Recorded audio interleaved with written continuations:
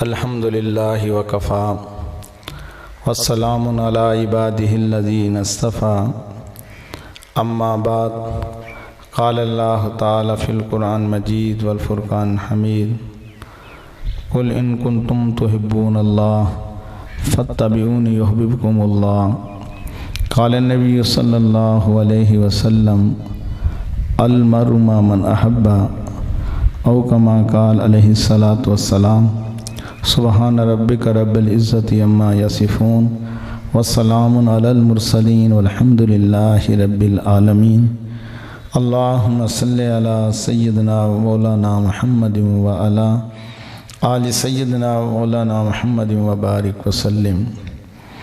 حدیث مبارکہ کے اندر آتا ہے اللہ کے حبیب صلی اللہ علیہ وسلم نے فرمایا جو بندہ دروشی پڑھنا بھول گیا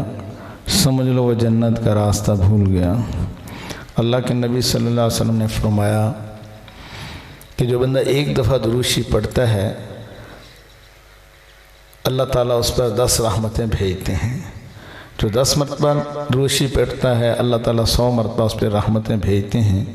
جو 100 مرتبہ دروشی پڑھتا ہے اللہ تعالیٰ اس کی پیشانی پر لکھ دیتے ہیں کہ یہ بندہ جہنم سے بھی بری ہے اور نفاق سے بھی بری ہے، اور کل آخرت میں اللہ تعالیٰ اس کا جو ہے حشر شہداء کے ساتھ فرمائیں گے۔ تو تمام بھائی انتہائی محبت کے ساتھ درود پاک پڑھ لیں۔ اللہم صلی علی سیدنا و مولانا محمد وعلی آل سیدنا و مولانا محمد وبارک وسلم۔ اللہم صلی علی سیدنا و مولانا محمد وعلی آل سیدنا و مولانا محمد وبارک وسلم۔ حدیث مبارکہ وعلیکم السلام۔ حدیث مبارکہ کے اندر آتا ہے، اس حدیث مبارکہ کے راوی ہیں حضرت ابو سعید خدری رضی اللہ تعالی عنہ۔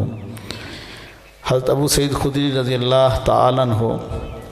یہ حضرت مالک ابن سنان رضی اللہ تعالی عنہ کے بیٹے ہیں، اور ان کی والدہ تھی حضرت ام سلیت رضی اللہ تعالی عنہ۔ حضرت ابو سعید خدری رضی اللہ تعالی عنہ کے والد مالک ابن سنان یہ وہ صحابی ہیں جب جنگ احد کے موقع پر اللہ کے حبیب صلی اللہ علیہ وسلم کی پیشانی مبارک پر ایک کافر نے تیر مارا اور خون کے فوارے پھوٹ پڑے۔ جب خون کے فوارے پھوٹ رہے تھے تو حضرت مالک ابن سنان رضی اللہ تعالیٰ عنہ آگے بڑھے اور انہوں نے نبی پاک صلی اللہ علیہ وسلم کے پیشانی مبارک پر اپنا منہ رکھ لیا اور اس سارے کے سارے خون کو آپ نے پی لیا۔ اللہ کے نبی صلی اللہ علیہ وسلم نے فرمایا کہ مالک ابن سنان اس خون کو آپ زمین پر اگل دو۔ تو حضرت مالک ابن سنان رضی اللہ تعالیٰ عنہ عرض کرنے لگے اے اللہ کے حبیب صلی اللہ علیہ وسلم آپ کا خون میں زمین پر اگل دوں یہ بہت مشکل ہے۔ پھر آپ صلی اللہ علیہ وسلم نے فرمایا کہ مالک ابن سنان جس جسم کے اندر میرا خون داخل ہو گیا جہنم کی آگ اس کے قریب بھی نہیں آ سکتی۔ اور جنگ احد کے موقع پر اللہ کے نبی صلی اللہ علیہ وسلم کو بہت دکھ اٹھانے پڑے۔ آپ نے جو خود کی ٹوپی پہنی ہوئی تھی سر اور چہرے کی حفاظت کے لیے جو آپ صلی اللہ علیہ وسلم جنگ کے موقع پر پہنتے ہیں، اس موقع پر خود کی ٹوپی کی 2 کڑیاں ایک دائیں رخسار میں آپ کے پیوست ہو گئی اور دوسری کڑی بائیں رخسار میں پیوست ہو گئی۔ آپ اندازہ لگائیں کہ صحابہ کرام کہتے ہیں کہ ہم نے پورا زور لگایا کھینچنے کہ یہ کڑی آپ صلی اللہ علیہ وسلم کی رخسار مبارک سے نکل آئے، لیکن نکل نہ رہی تھی۔ پھر حضرت ابو عبیدہ ابن جراح رضی اللہ تعالیٰ عنہ آگے بڑھے، جن کے بارے میں اللہ کے نبی صلی اللہ علیہ وسلم نے امین الامت کا لقب فرمایا ہے کہ آگے بڑھ کر انہوں نے اپنے دونوں دانتوں سے اوپر والے اور نیچے والوں سے زور لگایا۔